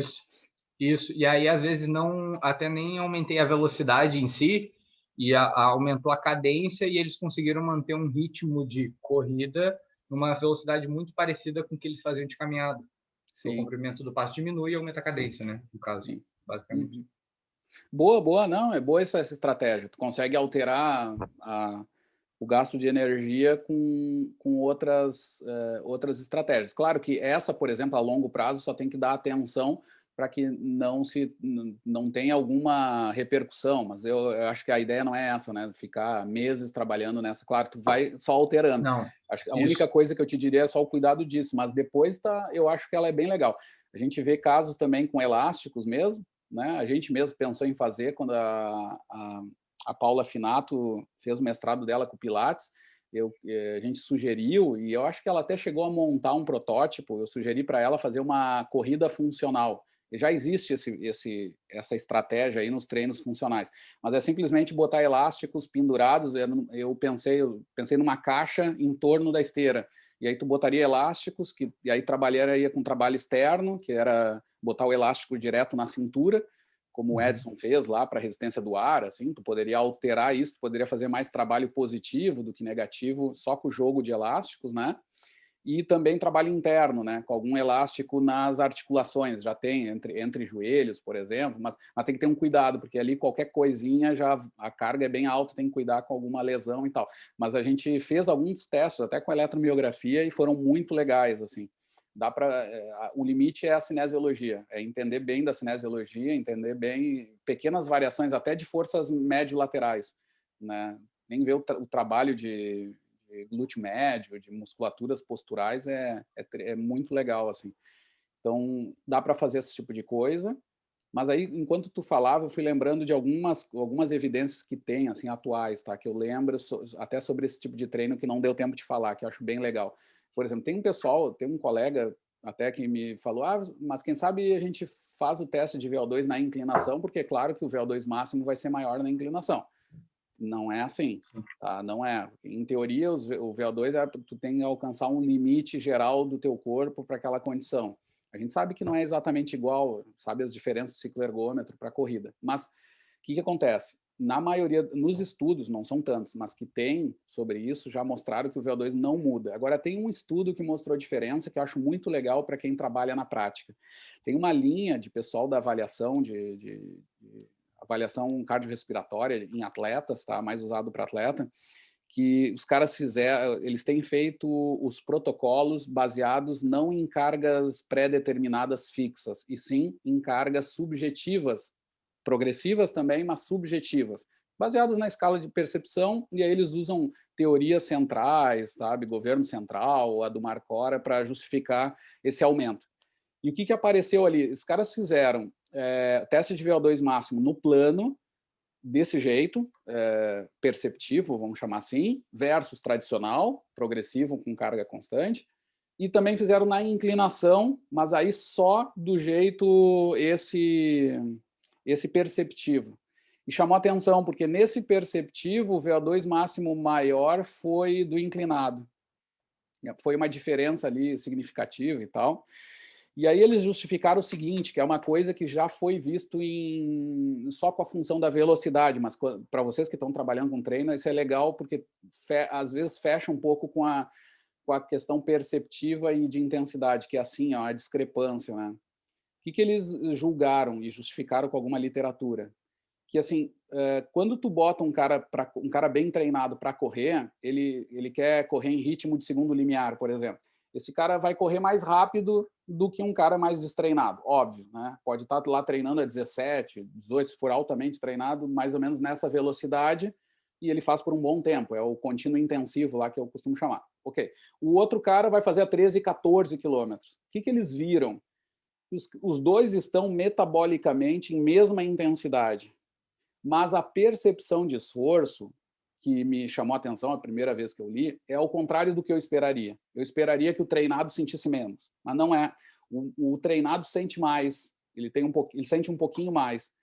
E aí o pessoal tem justificado, que é a mesma razão desse VO2 máximo, que é o seguinte, quando tu tem a carga mecânica atuando também, e ela não o metabolismo não pega essa carga mecânica, né? Então, quando tu coloca o cara a correr no uphill, é como se tu tirasse um pouco a carga mecânica em jogo e tu deixasse mais o cara trabalhar no limite metabólico dele, né? A tal ponto que até o VO2 máximo, que deveria ser estabilizado, um limite máximo de carga, onde tu não aumenta o VO2, esse é o conceito tradicional de VO2, tu consegue alcançar limites um pouco superiores com o uphill, por causa dessa relativa baixa carga, é como se o teu sistema nervoso central desse mais espaço para o metabólico, digamos. Então, pode ser uma estratégia legal quando tu quer fazer esse jogo, mas tem que lembrar, sei lá, para o Léo que treina só na pista, cuidado, né? Porque no final o cara tem que correr na pista também, né? Então, também tem essa questão. Mas tem essa diferença que eu acho que é legal para quem quer treinar para o campo da saúde também, que não é só específico, ou até para quem quer treinar na pista também, que entra na discussão, Léo, daquele papo nosso lá com a corrida em piscina funda. Bota lá um percentual, é bom. Tudo bem, daqui a pouco tu bota uphill. O uphill talvez seja mais específico do que correr dentro da água. E aí tu consegue jogar um pouquinho, não é específico, mas também tu não vai fazer muito, pode botar lá até uns 20% durante algum período só, e aí tu diminui a carga mecânica e aumenta a parte metabólica, consegue ou mantém a carga metabólica, né? E aí, para terminar a resposta, Helder, eu sei que tu deu ali um exemplo, mas de qualquer jeito a questão é boa, mas eu queria trazer para vocês um raciocínio do professor Cavanha, né? Do que ele traz nesse livro aqui, né? Ele vai falar do motor e da máquina, e eu falei bastante disso no início da disciplina, né? Isso aqui tem a ver com a eficiência muscular e a eficiência de propulsão. Seria o sentido da energia. Eu produzo lá o nível muscular, isso é uma eficiência muscular, e depois eu tenho a eficiência propulsiva, que tem a ver com a transmissão disso para o ambiente, né? que aí entra articulações, como é que se diz? Alavancas, etc. O que acontece? A corrida, por ser algo extremamente evolutivo, é onde aparece muito desequilíbrio do motor e da máquina, que, resumindo, é assim, o corredor, o iniciante, ele melhora relativamente mais fácil o motor do que a máquina. Então tem esse desequilíbrio, e aí o cara se sente bem para correr, e ele não para. E se não tiver um treinador que dê alguma indicação, ele vira Forrest Gump da vida, né? Não para mais de correr. E aí, nesse caso, o que acontece? A máquina não está pronta para aquele motor. É essa discrepância, né? E aí, como tu disse, aí, bom, tem as estratégias. Para diminuir o risco de lesão, o cara, tu consegue ele botar na inclinação. Talvez no plano, na mesma intensidade, não desce. É o que o Léo faz jogando com as caminhadas, que ele falou também. Então, tu joga com isso para tentar diminuir a carga mecânica, a carga na transmissão, né? Na máquina, né? E tu mantém um estímulo do motor, né? Então, isso parece ser muito bom frente a todo o nível de, de lesões, de prevalência de lesão em corredor, que ainda é muito alto. Parece ser bem interessante jogar percentuais de carga com esse jogo. E aí o uphill pode se tornar algo interessante, né? Diga, Léo, vi que está te mexendo aí. Não, é legal ali para tentar contribuir alguma coisa com o Helder. Aí, o que eu acho interessante de tu fazer essas manobras aí com o treinamento é que tu acaba quebrando um pouco da monotonia também do treinamento desse pessoal. Então, tem uma questão motivacional aí, né? E eu acho que isso pode ajudar bastante, porque às vezes a gente sofre, né, por não ter um prisma muito grande de possibilidades com esse pessoal, né? Eu vejo por mim ali, quando vem um pessoal mais novinho, quer dizer, pessoal que nunca correu na vida e quer começar a correr, então a gente começa com caminhada, a caminhada é um trotezinho, para ir adaptando, fazer essa passagem, que essa passagem seja uma adaptação gradual, né, e sem maiores problemas. E esse período dessa passagem aí sempre é difícil, porque a gente fica muito restrito a caminhar e trotar, caminhar e trotar. E eu acredito com a mesma coisa com o pessoal assim os mais velhinhos aí, né? E o pessoal que tem algum problema cardíaco também, a gente poder usar essas formas de treinamento. Eu acho que acaba motivando o pessoal começa a ver outras possibilidades de treinamento, não só a caminhada, por exemplo, ou só o trotezinho levezinho. Então isso eu acho que ajuda bastante. E eu utilizo, Léo, alguma coisa de treinamento em uphill também com o pessoal. A gente faz alguma coisinha que é exatamente para quebrar um pouco da monotonia, trabalhar um pouco mais de potência aeróbica, enfim. Mas é parte pequena do treinamento, não.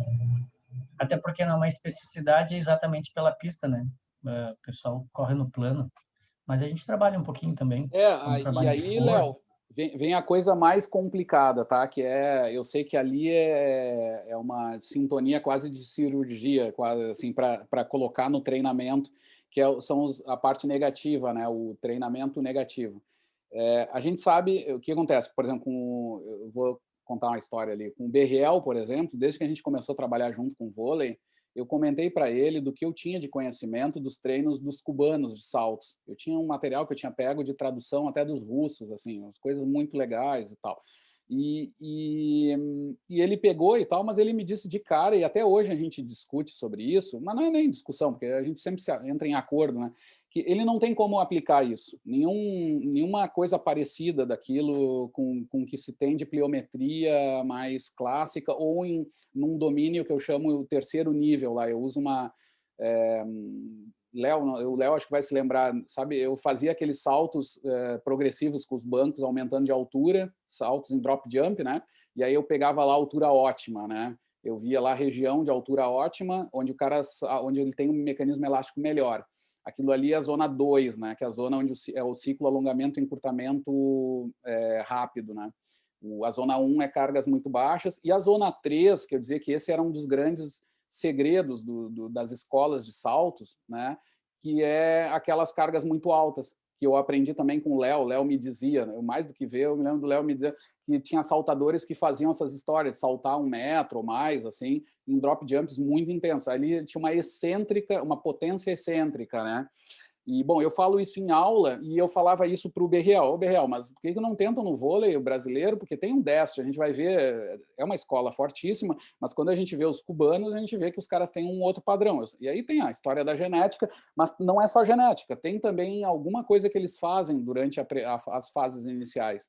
Então, daria para se pensar, talvez, nas fases iniciais, não com os atletas do BRL mesmo, que ele pega cara que já é olímpico, profissional, mas talvez em fases de formação fazer algo um pouco mais arriscado, porque a questão é que precisa de uma periodização. E ele me dizia ele diz que ainda é difícil, porque ele nem trabalha nisso, ele só avalia os caras lá em Saquarema, então ele não consegue fazer isso.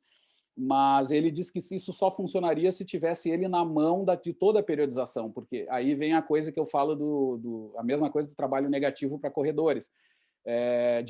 Com cara de alto nível é difícil, porque tu aumenta a carga mecânica e os caras já estão no limite de lesão, né? Que eu acabei de falar do desequilíbrio no motor, máquina que a corrida propõe. Então, pensar assim não é perigoso, mas, por outro lado, ele poderia ser profilático. Aí que vem a questão que eu falo que é de cirurgia. Não sei até onde, quando e também com quem. Deve ser altamente individual. Mas talvez com alguns, um treinamento excêntrico em algum período mais de base, talvez até períodos de anos mesmo mais de formação, talvez desse uma sustentação para esse cara, para ele ter a profilaxia, né? Ele se preparar para as excêntricas, que a gente sabe que é altamente treinável, né? Todo o processo inflamatórios, etc., são altamente treináveis. Mas é muito mais arriscado, não é tão fácil de falar como o uphill, a gente deu vários exemplos. Agora, bota sobrepeso, etc., fazer downhill. É muito mais difícil, né? Mas talvez existisse alguma carga que fosse profilática também em dado momento, com tal carga, né? Regulada, né? Digamos assim. Que é mais ou menos o que a gente quer fazer com o Léo até no mestrado. A gente quer adicionar um treino de downhill, mas é nessa visão, que de alguma forma isso vai auxiliar os caras, mas nós vamos ter que regular as cargas, né? E o Léo vai de novo me ajudar nisso a fazer de uma forma que, claro, não vamos arrebentar todos os caras, não dá, né? Vai ter que diminuir bastante, de certa forma, a carga mecânica e tal, geral, porque vai ter essa carga aí. Mas é um desafio, mas eu digo que não era para se esquecer, porque eu acho que tem vários, como tem no vôlei lá, aí entra a história. Acho que muitas vezes a gente não faz, aí não é uma crítica para o Léo, não para ninguém, né? Mas muitas vezes não se faz porque muitas vezes não se periodiza direito as coisas. Aí, claro que é arriscado. Como é que tu vai botar downhill como regra geral? Que nem academia, bota todo mundo a fazer 3 de 15 lá e dá certo, na média, né? Porque não se periodiza direito. Deveria se fazer uma avaliação mais individualizada, mais não sei o quê, mais não sei o quê. Não se faz na média e mais ou menos dá certo. Aí, claro, downhill seria mais perigoso, né? Não daria para ser aspirina, teria que ser periodizado mesmo, organizado. Mas eu acredito que poderia ser profilático também. Ele poderia ter, além de aumentar a carga, ele poderia ajudar a sustentar as cargas melhor, né? De treino, se bem aplicado, né? Sim. Eu acho que isso ajuda a tu aumentar um repertório, né? Eu estou falando sobre os saltos ali que você estava falando sobre tentar trabalhar um treinamento com saltos, né? Eu acho que isso é uma questão de aumentar o repertório de atividades. Eu já trabalhei uma vez aqui com um cubano e realmente o volume que os caras fazem de salto é muito grande. Não é uma coisa que a gente está acostumado a fazer. A gente não tem na nossa base, né? A utilização. A gente tem alguns medos, né? Com a gurizada de não colocar muita sobrecarga no treinamento. Então a gente acaba perdendo às vezes um pouco desse repertório. Eu estou fazendo uma apresentação sobre pliometria, né? Ah, que legal. E aí eu estou vendo algumas coisas a respeito. Se ficar legal eu mostro um dia. Cara, eu vou ter que apresentar isso aí. Não, é que uma coisa é uma coisa. Nos ajuda a divulgar até para botar fazer para apresentar. Tu vai apresentar onde isso? Não, isso é com o Ronei lá, na disciplina do Ronei. Ah, sei. Ah, legal, cara. Depois mostra e vai ficar gravada ou não? Tu espera que acho que sim. Às vezes, dependendo do resultado, espero que não. Conhecendo o Léo. Não, mas o que eu acho contrário, cara, coisa rica. Não, o que eu acho. Isso é muito legal, cara. Imagina. O que eu acho muito legal é que, assim, a gente às vezes não percebe que desde criança a gente já faz essas atividades, né? Então, outro dia eu estava dando treino lá na Redenção e eu levei a minha filha, não tinha com que ela ficar, levei ela. Quando eu vi, ela estava em cima dos brinquedos e saltava de cima para baixo, né? Fazia esses saltos em profundidade com a maior naturalidade. Então, são coisas que crianças já brincam, né? Depois eu fui atrás tem umas brincadeiras de saltos que o pessoal faz com bambu, abre e fecha o bambu, escravos de Jó, tem um escravos de Jó que é saltitante, que são tudo pliométricos que se trabalha quando você é criança, e que serve de repertório, né? E depois, com a idade, a gente vai perdendo isso. E, claro, perdeu isso aí para reconquistar isso aí numa fase posterior fica mais difícil, né? Enfim, eu tô Mas é pesquisando umas lá, coisas tô vendo. interessantes, Léo. Assim, ó, dentro desse exemplo, acho que tu já mais ou menos disse, mas assim, ó, quando a gente já viu que nos últimos anos todos treinos de saltos com idosos está sendo colocado dentro da ideia do multicomponente ou até treinos específicos, tá voltando ativo uma coisa que também era meio geral, né? Porque tem a ver com as atividades da vida diária. Os Sim. caras têm que fazer força rápida às vezes, tem relação com queda. Bom, então os caras estão adicionando. Aí vem a questão, fazer um treino, por exemplo, de downhill em caminhada, por exemplo, para esses caras poderia ser interessante, porque poderia dar uma Sim. base de excêntrica já, pensando rápido, para ir até para essas coisas mais ativas, assim, fazendo sequencialmente. Poderiam ser até preparatórios, né? Mas, claro, regulado, né? Não fazer a menos 15%, faz menos 5%, etc. E já daria um estímulo legal, né? Para eles, para se Boa. preparar até para essas atividades de força rápida e tal. Né? Uhum. Não, acho bem legal. Eu até diria, há muito pouco tempo atrás, trabalho de força, mesmo de academia, musculação,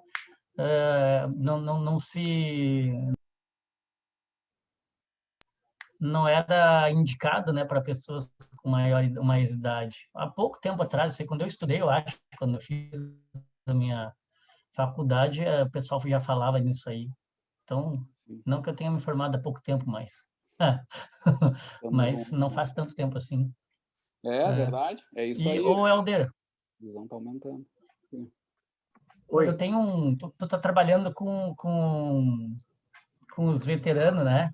Com o pessoal com mais idade, é isso, né? O teu trabalho. Sim, 90% do meu trabalho é com idosos. Tá, eu tenho um livro que eu não sei se um livro que eu baixei que eu não sei se é interessante para ti, mas eu te coloco ali no grupo depois se tu quiser, em PDF, eu acho que ele tá, se eu não me engano. Por favor. Manda Não para sei nós aí, se Léo. for Eu não sei interessante. Manda Eu no grupo coloco do ali no Whats. grupo. do que Eu é vou colocar ali. treinamento para Eu idoso. tenho outro de força também. Treinamento, não só treinamento, e tem outro de força lá também, se você lá, Manda, livro todo manda. mundo tem aí, com certeza, né? Vou botar lá no grupo, então, umas Não, porcarias. cara, interessante essa semana, até quem me mandou foi o Arataca, Léo. O Arataca, acho que ele tem aquele É? sensor que nem eu falo um pouco de treino contigo, coisa aparece, ele me manda mensagem assim. Agora ele me mandou um livro, talvez tenha sido tu que tenha. É um livro de avaliação, mas cara, tem de tudo que é Sim, eu teste de tenho, avaliação com atleta. Imagina, tenho. devia vir Você é de um ti até. cara, não, na verdade, você é um cara, é um profissional que ele até dá cursos sobre avaliação, é um cara que tem um trabalho bem interessante, né? E como é que é o nome dele? Poxa vida, esqueci agora o nome do cara. Falo com ele quase toda semana. E eu conheço ele, Domingo Pandeló, eu acho que é o nome dele. Ele estudou Não nos Estados lembro. Unidos. Não. É um cara que bastante estudioso. Vou ver se eu vou passar para. Eu vou colocar no grupo aí os livros. A gente troca muita coisa. Não, Sempre tem. manda aí, Não tá? Eu consigo ler a minha. adorei o Não, livro. não dá para ler quase nada, é muita coisa. Que show. Que Muito show. Então legal, eu vou cara. passar para vocês aí. Eu tinha até o teste de margaria, né? Eu fui direto olhar se tinha os. Não tinha o do Carminati brasileiro, mas pelo menos do italiano deve ter. Aí tinha lá, tava. Mas tinha muito tipo de teste, assim, muito legal. Manda aí, cara, pra gente ir dividindo, tá? Bom, vamos fazendo isso. Pessoal, então tem isso, tem um monte de aplicação assim para os treinos em inclinação, mas claro que os níveis de evidência são menores, assim, né? Então, muito que se faz em cima de experiência, etc., mas tem muita coisa ainda para se saber do ponto de vista crônico, né? Então, a gente deu vários exemplos aqui que, na real, a gente não sabe com um nível de evidência muito alto. Então, tem coisas que ainda precisam ser confirmadas, ser melhor compreendida. Mas não quer dizer que não dê para usar. Tem muita coisa que, se a gente tem uma base de fisiologia, cinesiologia, e agora essa fisiomecânica, a gente pode usar, assim, que é bem interessante, que não é um assunto tão longe até. E isso é um objetivo da aula de hoje.